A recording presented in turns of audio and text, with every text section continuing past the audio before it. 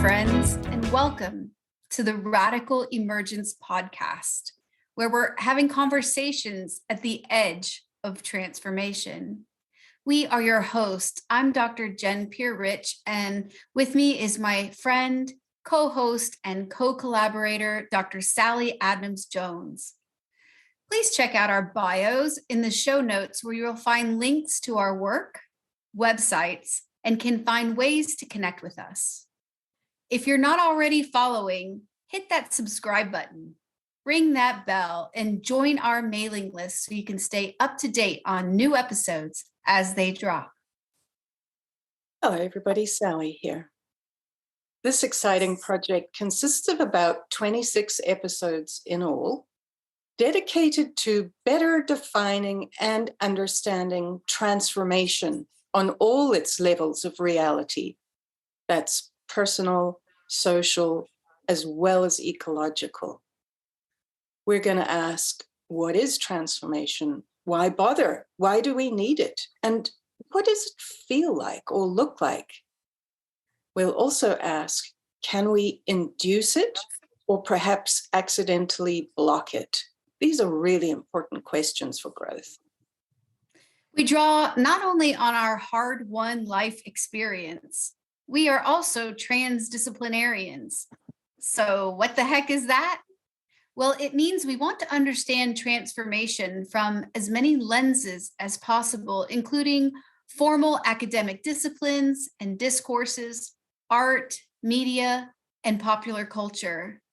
Importantly, we draw from our living experience. So we are experts, so to speak, but mostly in just one small but highly critical area, our own suffering, and the medicines that we've both used to transform our own lives. So to this end, we've also added decades of committed practices, as well as formal degrees, including specific in-depth studies in the mechanisms of transformation, because we needed to understand this healing journey for ourselves. Does this entitle us to help others? You bet. Absolutely.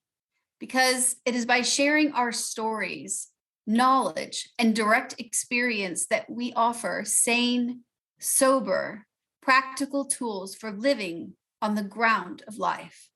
So welcome.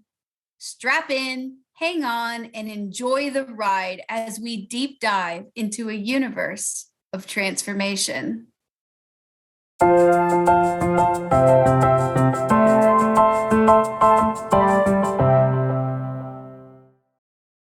Good to be back with everybody, and welcome, listeners, whether you're new or whether you've been following us since episode 1, everybody's welcome. Just to say, though, that Dr. Jen and I have devised 26 episodes kind of following one on the next. So if you're just joining us, totally welcome. Each episode is standalone, but it would really be awesome starting from the beginning because we build up to this episode today. So each episode, we look at aspects of transformation. So our topic throughout the whole podcast is transformation. And we go into it in great depth, one aspect each episode. And today we're going to look at how we transform the wound into our gift. So this is a really core episode because we all walk around with a couple of wounds and we don't have to stay being a victim ever. We can transform that wound into a major contribution to not only our self and our family, but our culture. And we're going to suggest to evolution itself. So as we transform our wounds, we are transforming the entire field of transformation. So let's unpack that slowly. And the way we do that transformation is how we deal with our story. So let's unpack that. Our story, personal story that we have lived, is nested within the story of our family and its lineage. It's nested within the story of our culture and our nation. And in other words, history. And his story and her story and our story are nested. And so we have within us our DNA and our personal history. So there's the potential and there's the experience. And that is all nested within the story of evolution itself. So we are on a trajectory, personally as well as collectively. So unpacking that takes quite a little bit of work. But how Jen and I are going to approach it today is through how we deal with our personal story. And that includes the past. Where have we been? What happened to us? And the present. How do we drop the story of victimhood and enter the present moment? And the future, which is restoring not only our lives, but a collective culture that works for everybody. So we're going to divide it up, the sections of today's episode, into past, which is held in our memory. And we've looked at that with several episodes with trauma, especially. So healing the past, coming into the present, and creating a future. Those are the three ways we can deal with our story, although it's all fluid. And the paradox is there is no other moment but the present moment. So we're looking at the pair of ducks again, which shows up in every single episode. And just to add that the body itself is always in the present moment. It can't be anywhere else. But it's holding memory and imagination. So the memory, sometimes we're living in the past, we have depression, we have loss and grief, and parts of us are stuck in the past. And the future, we can be living in fear and anxiety of the future. So living in the present, the body is always living in the present, but the mind can go either to the past or the future. That is our gift as a human. So there is no other moment but this one, but how we deal with it cognitively requires healing the past through therapy and psychology, coming into the present moment through meditation and spiritual practice, dropping the story completely, and creativity and imagination, building a new future, envisioning something that works for all of us in the collective story.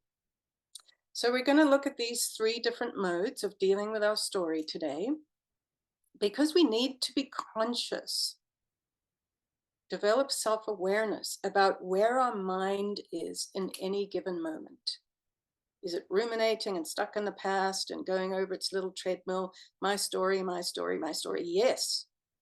We do need to look at our story, but we need to be agile and skilled to come out of that into the present moment and learn how to do that.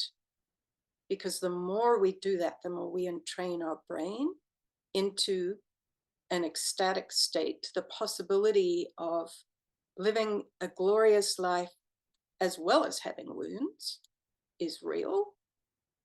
But then taking responsibility for the future story of mankind.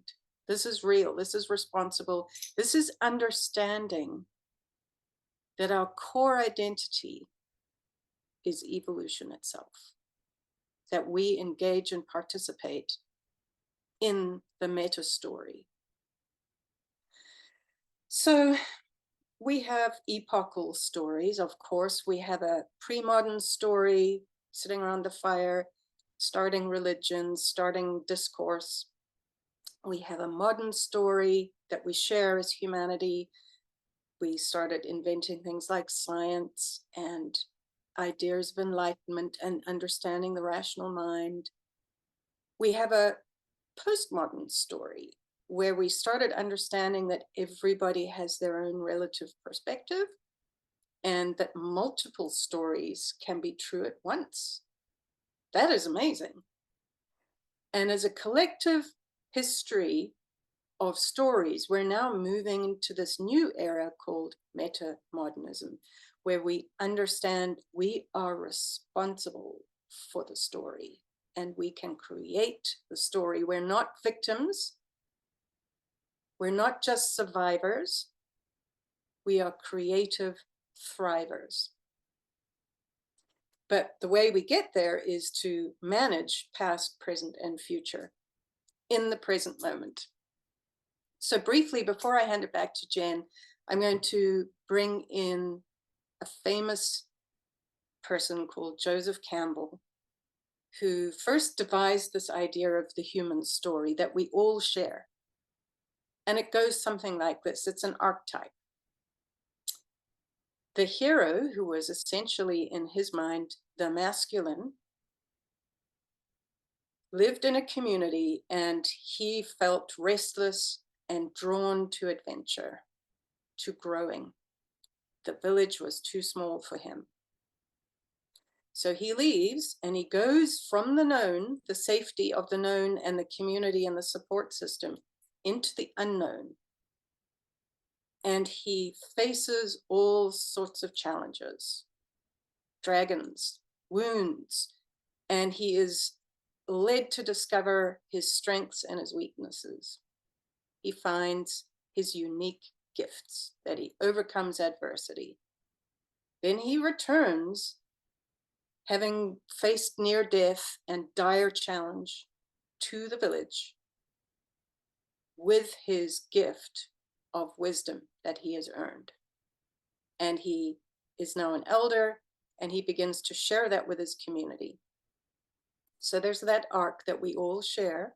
It's an archetype. And we now know it's not only his masculine story as the hero, the hyper individual who goes it alone. We know that this is also a Shiro story, that every single one of us share this. And the village is not necessarily only the safe, feminine, the domestic, quiet little place. And we know that the individual going off is not only the masculine facing danger and being hyper individualistic. We have these within us. So we're understanding these now as a yin yang trajectory of evolution.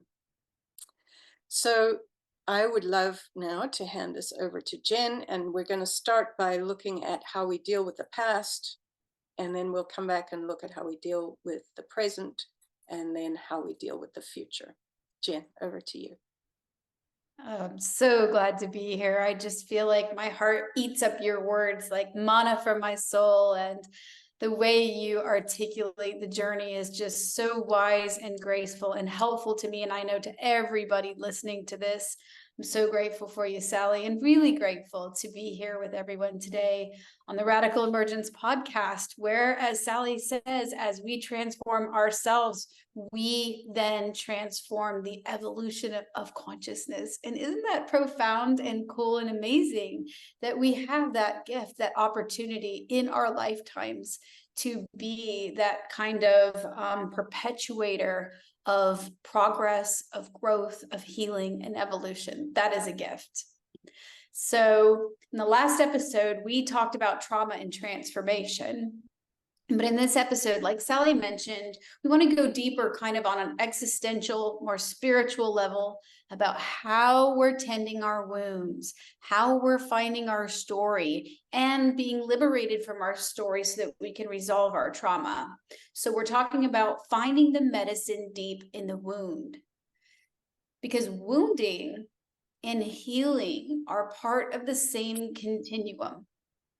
These are not different things. They really belong to each other. And on my own healing journey, one of the major keys has been learning to be present within myself. Sally already brought up presence. Bringing my wounds into the light of awareness has been all about learning to be present. And it's unfortunate, I believe, that very few of us are taught formally how to be present with ourselves. And as an aside, if you are looking for a teacher in presence, I highly recommend nature and trees and animals. They're always willing to teach us, especially trees, I find to be willing teachers who will ground us and teach us how to be present. And yet, here's the paradox, as Sally already mentioned, the paradox is that our bodies are always already present, right? We've actually been present our whole lives, but we have this magnificent ability, like Sally said, to move in time into the past and into the future. We have layers and layers of conditioning and trauma that are obscuring our presence, right? We get obscured through memories and stories and attachments and triggers. So learning to be fully present allows us to move into our wounds. That is why presence is so important. It allows us to move into our wounds psychically, energetically, through the imaginal realm. And when we can move into our wounds, then we can heal them. We heal them directly. And so one of the first steps, as Sally is pointing to us to, is identifying the wound story. What's the story of the wound? I don't think I was actually really fully present with myself because I didn't know my wounds and I wasn't conscious of my story until my late 30s. And that's when I had a breakdown, a psychological breakdown. And one of the first things that I realized when I had that breakdown, and it was over a decade ago, is that I had a lot of stories that I had carried about myself since I was a child that were totally untrue. My early caretakers gave me stories, negative stories about myself, the society, the educational system I lived in. I received many stories that were negative and I believed them, and those stories became my negative self-talk, my negative self-image. And as I had this awakening experience, the more I started looking at those stories and the more I went inside, the more I started to see them for what they were. They're illusions. They're not true. So freeing myself from those stories in that awakening experience was like, wow, it was like being free for the first time in my life, like having 1,000 pounds of weight off my body for the first time. So much of my creative energy went into tending those illusions and really tendering those festering wounds and never really actually dealing with them. So finally confronting those stories and recognizing them for the illusions that they were, it really freed me and it changed my life in a profound and lasting way. So being present with ourselves is essential for identifying our wounds and our stories. Sally already mentioned self-awareness. We harp on it all the time. We have to have self-awareness so we can identify, right, those negative patterns, the old beliefs, and the unresolved issues. When I think about how much of my life went into tending those unresolved wounds, I feel indignant. I feel mad, outraged. How much of our vital life force as a species goes into tending our old stories and festering wounds that cause us pain. So if you need a wake-up call about why it is important to address your wounds and find your stories, this is your wake-up call. Because all of us deserve more than a pain-based existence. As Sally said, we are not victims. We can work through this pain. We can work through those stories. We can recognize them. We can start to develop the tools and skills that we need to heal them. That is what we deserve. I believe that. That is our birthright as human beings. So I'm going to pass it back to Sally, and I'm super excited as we go deeper into, tending the medicine in the wound. Yeah, Jen, that's really a wonderful illustration. Thank you for sharing that with us, that your story became defunct, that it was no longer true, that you deconstructed it, that you became aware that you were transforming beyond the aging story, that you had to create a new story, and that you were able and agentic to do that. That is the healing journey. And so if we don't do that, that's part of what we discussed in the last couple of episodes. It blocks our transformation because it remains in the shadow. It's unconscious. So if we bring the old story to the light of consciousness, we can deconstruct it, we can let it go. That's how we move beyond being a victim. Otherwise, parts of us remain in the past and they stay in the shadows and they drive our behaviors unconsciously. For example, the story, I'm never good enough. If we're not aware of how that got into our mind, it lives on subconsciously and keeps driving us. So bringing the light of awareness to the old story and being able to let it go, rewrite the new story. So psychology's only really been around for 100 years. We never did this work before. So what a miracle. The science of psychology has allowed us to recognize that we have a past that we outgrow. And we've only been doing that as humans for 100 years. Some of us humans never do that. Psychology still has a bit of a stigma. So we're suggesting, look at your story, find it, and then part 2 of the healing move is drop the story. So now we're going to look at coming into the present moment. So this skill has been around for thousands of years, 3,000 years at least, the meditative skill. So psychology, looking at the past, only 100 years, but coming into the present moment is an ancient teaching. It's been around for thousands of years, and deeply grateful for this. But it's only partially true. So looking at the past, psychology, coming into the present, spirituality and meditation, both are true, but both are partial. We need to do both. So learning meditation and sitting on the mat and dropping the story is a major life-changing skill. Jen and I both advocate for that. It's worth the time and investment.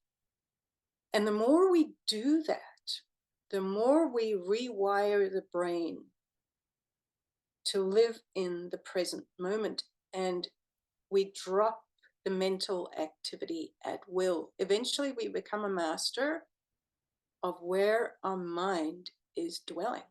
Is it dwelling in the past, rumination, depression, loss, grief? Is it living in the future with anxiety and fear? Or can we bring it into the present moment, drop all the noise, and discover the still point in ourselves that is truly ecstatic? That's where the ecstasy lives, when we drop the story. However, we don't stay there. Just like we don't stay in the past, we don't stay on the meditative cushion permanently and bypass our lives. So both these skills are equally important, and fluid movement determined by context is always wisdom. But connecting and grounding within our true source and our deepest self anchors us. And all movement is then generated from that still, quiet space. So that is the place we anchor ourselves before we start moving into the building of the future, which is the next segment of our discourse. So I just would love to say that consciously becoming aware of where our mind is in any given moment is the master skill. And that means, how are we dealing with our story? Is it past story, living in the memory? Is it present story, living in ecstatic awareness? Or is it future story of co-creation? Jen, I'd love to hand it over to you now. Yes, exactly. We have to develop that intimacy inside, because then how do we know? How do we know where our mind is, right? How long of my life did I suffer?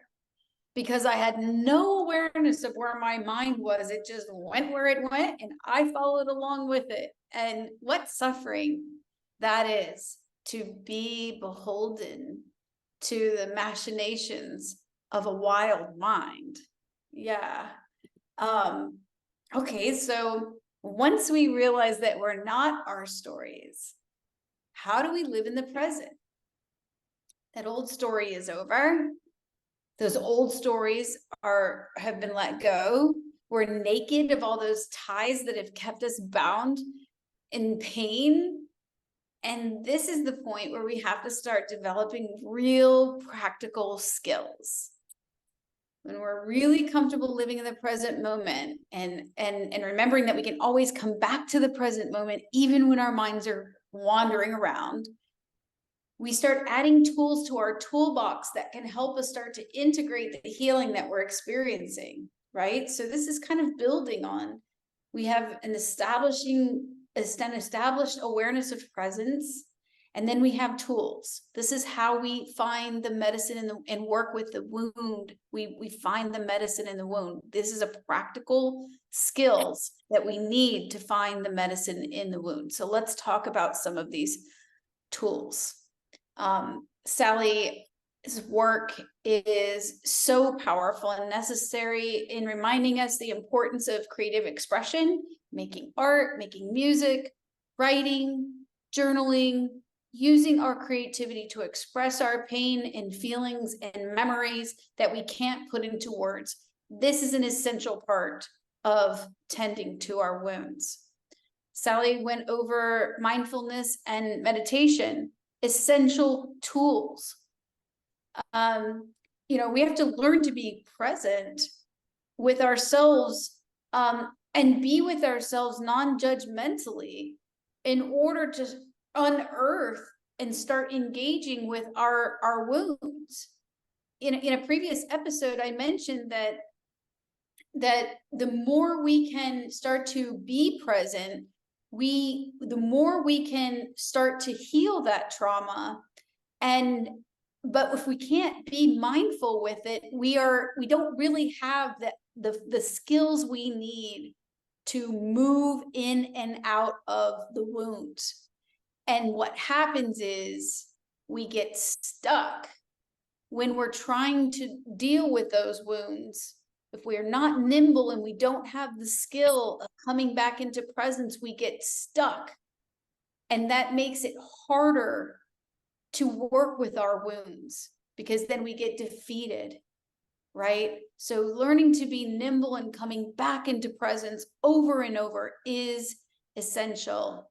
Also essential is our community, having a soul pod, as I call it, a collective of people that we trust, a collective of animals and birds and plants, whoever and whatever your trusted sources of guidance and inspiration are.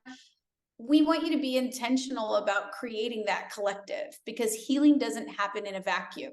We do not heal in isolation. We heal together in community. Our inner journeys are lonely and solitary, but as we harp on over and over, because we are fractally connected with the world, all the transformation that happens within us becomes food for collective transformation too. So we're always reflecting and mirroring each other in community. Another essential tool is learning how to set healthy boundaries. So many of us, me included, who had early childhood trauma, don't know how to make healthy boundaries. And so we have to practice over and over and over. And remember that boundaries are not about what we want other people to do. There's often a misconception, right, that I have to establish a boundary with someone, that means I'm asking them to do something. Well, we want to reframe that. And we want to state that a boundary is a standard that of expectation on how we will be treated, right? And those standards should be unquestionable. And so we need to find those standards. We need to set those standards. We need to maintain them. And they are not based on other people's, they're not conditional on other people's behaviors. So being able to live a boundaried life is essential to tending our wounds. And I just want to say also that another tool that's really important is learning to look at our own beliefs and challenge them. So many of us have unresolved trauma that hides behind our beliefs. And our beliefs act as a way of protecting that trauma. So we may not be able to find the medicine in the wound if we can't look beyond those beliefs, look into those beliefs, dissect those beliefs, take an alternate perspective. That is essential to being a conscious person.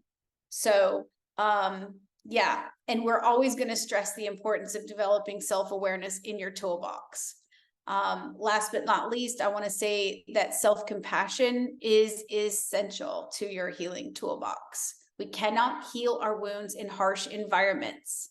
We have to bring gentle understanding, gentle kindness, positive self-talk, and love ourselves enough that our wounds are willing to come into the light, especially when we're dysregulated and going through hard times.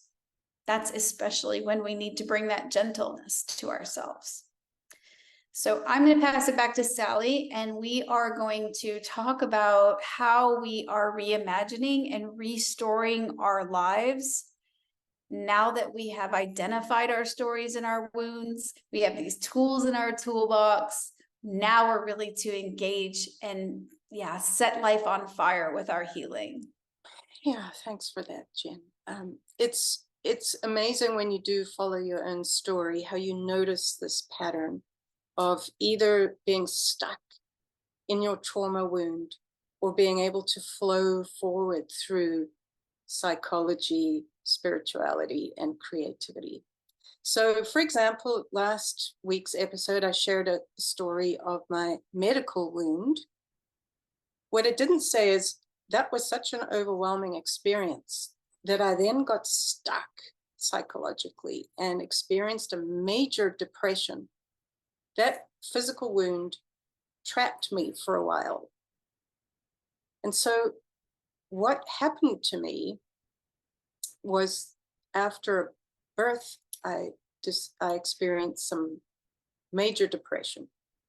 That is frozen energy in a traumatic incident. Then I discovered creativity, and that really healed me. I started working with that story.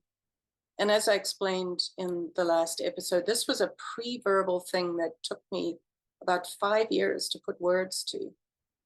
So I had to deal with it on a pre-verbal level, and making art around that story and began to move the energy.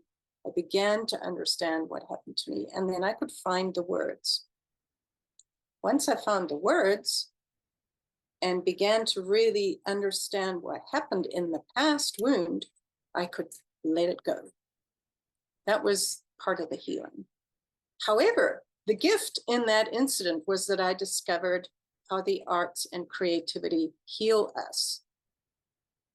So that is the pivotal wound in my story.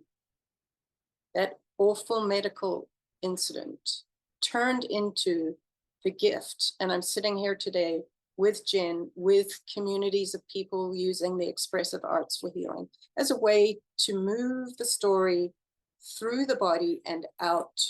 You move that frozen energy out into that object that you've made, and you can release it. You've externalized the wound and you've said goodbye to it.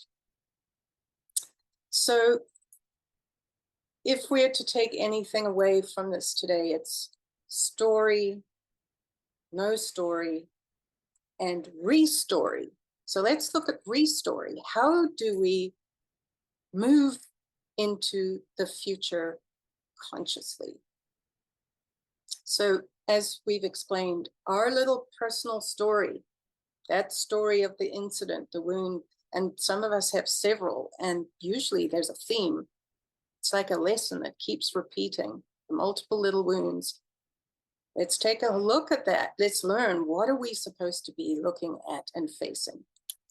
So those little stories live within a family story, as we said. That family story lives in a community story.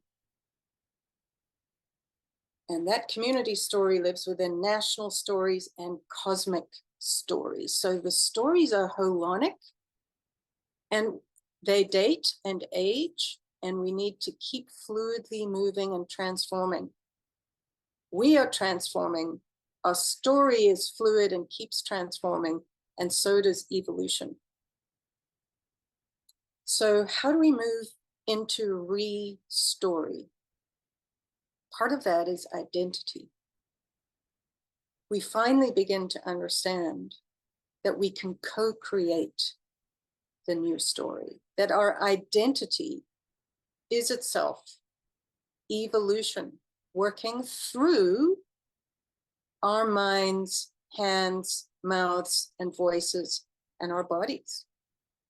So there's a shift in identity. Once we understand that we are holonic, and the first couple of episodes of this podcast deals with identity. We started with that, so maybe find that again if this is confusing.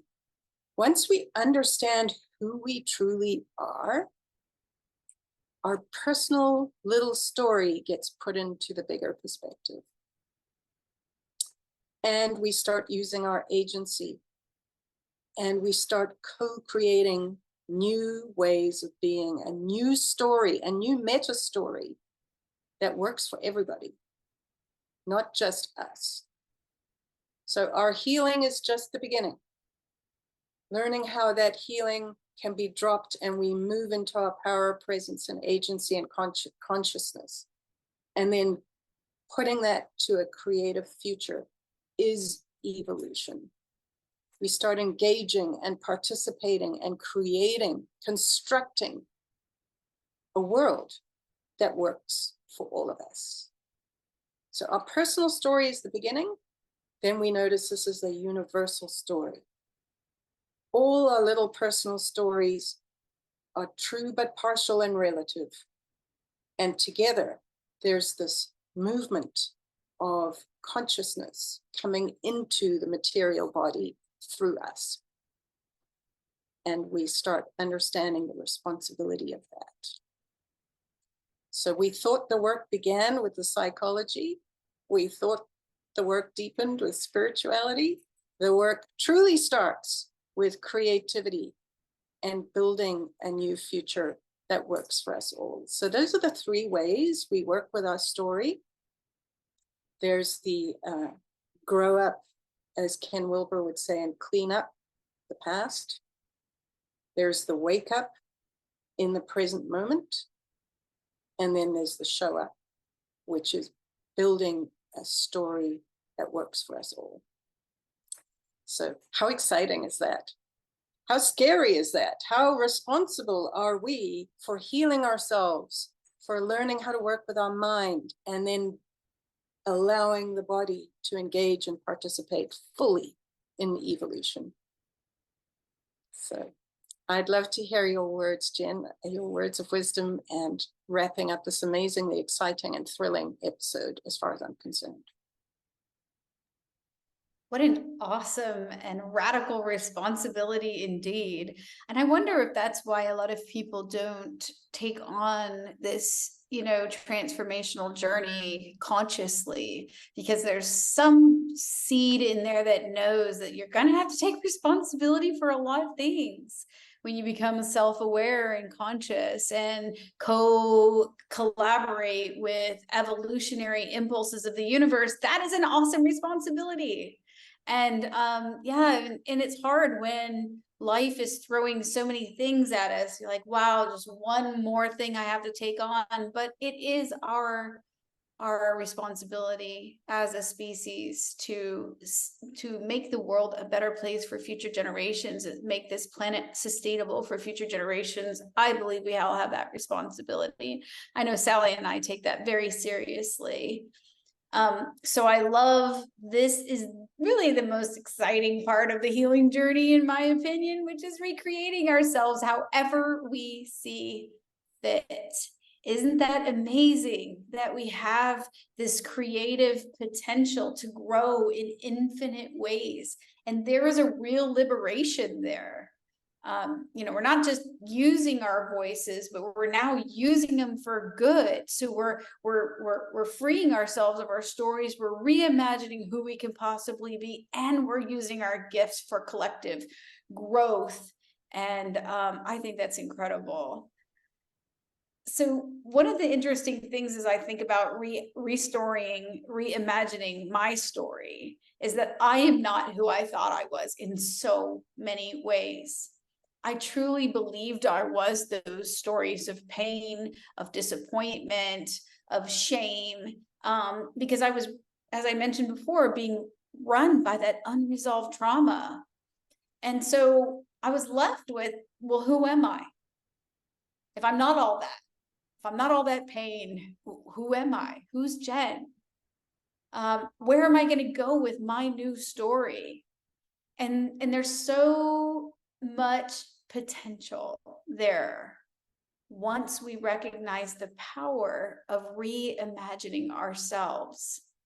And one of the ways that I've reimagined myself is coming into a healthy relationship with my body. I've mentioned before that I live with chronic illness. My body's disabled. I have mobility challenges. So I'm learning to live gracefully with my broken body, even when it's hurting. Even when I'm in level 10, terrible pain, I'm learning to live gracefully alongside breakdown. That is my new story. How do I make peace with my mind, even when it's wigging out and being super hypervigilant? I have post-traumatic stress, and the way it shows up for me is hypervigilance. So how do I form a healthy relationship with my mind when it's wigging out and full of anxiety, right? Well, I have to be that conscious moderator within myself, because my mind needs me. It needs my conscious support from the inside out. So that's another way I am restoring and reimagining my story, is as a conscious moderator, as a support system for my wonky mind. I deal with seasonal depression, and having that relationship with myself on the inside. This is one of my most precious tools of healing, is having this relationship with myself. I cope so much better with my tendency for depression when I am in relationship with myself. Through all the tough times that I've gone through in my life, I have the tools that I need. And this is when Sally is pointing us to agency, this is what really we're pointing to, is that with the tools, then we have real agencies, because no matter what happens, with my ability to be present, coupled with my skillfulness in using the tools in my toolbox, that's how I'm going to further my healing in ways that I can't even imagine.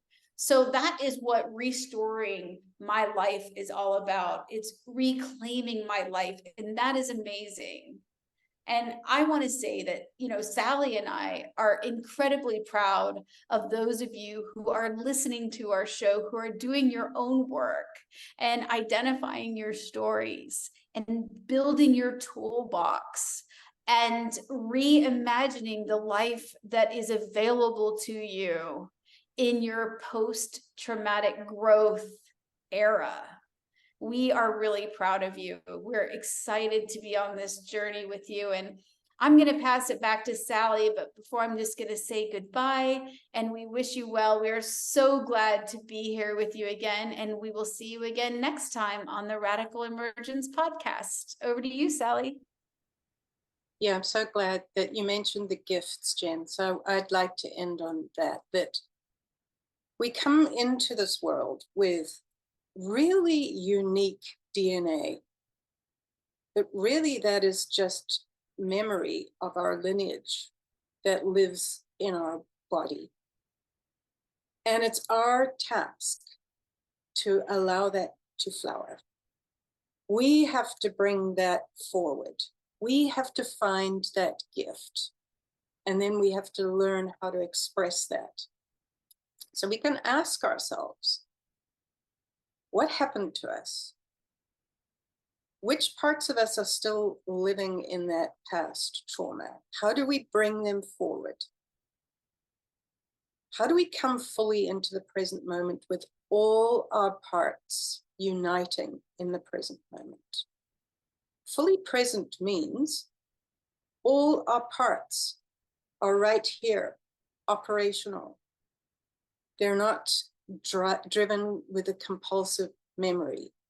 They're fresh, they're alive, they're right here, fully present and operational without conflict. So all our parts come into the present moment. That means unfolding all the gifts. And then we learn the skills to contribute our unique gifts to build a future, to engage and participate actively in evolution. So our story is needed. Our gifts are needed. We have to drop the old stories of I'm not good enough, I'm pathetic, I'm lame, I'll never be anything. No. We look at what happened, how that energy got frozen. We learn how to heal that story, drop it, and start to come forward and show up fully creative in this moment. So that is how we work with a fluid story. The story is transforming. Our body is transforming. Our little unique personal story is nested in a much bigger story. I've got goose flesh. I know that this is like really important to me. Once we get it, that we are a little holon in a whole movement that is transforming, we start to really enliven and show up. So find what you're passionate about. Find the gift, heal the wounds, and move forward together. This is how we build the new village. We return to this idea of eldership, of returning to the village with wisdom and transforming the village. That is the real Shiro's or hero's story. So until next time, we can't wait. Jen and I, we're just thriving. We've moved from victimhood to surviving to thriving. And we look forward to really sharing what we've learned on that journey. So we'll be together again in 2 weeks' time. Until then, lots of love. So thanks for joining us. And we hope you can take away some helpful tools, perhaps some great stories, and some wisdom for your own ongoing journey. Join us for our next episode, where we will deep dive again into a universe of transformation.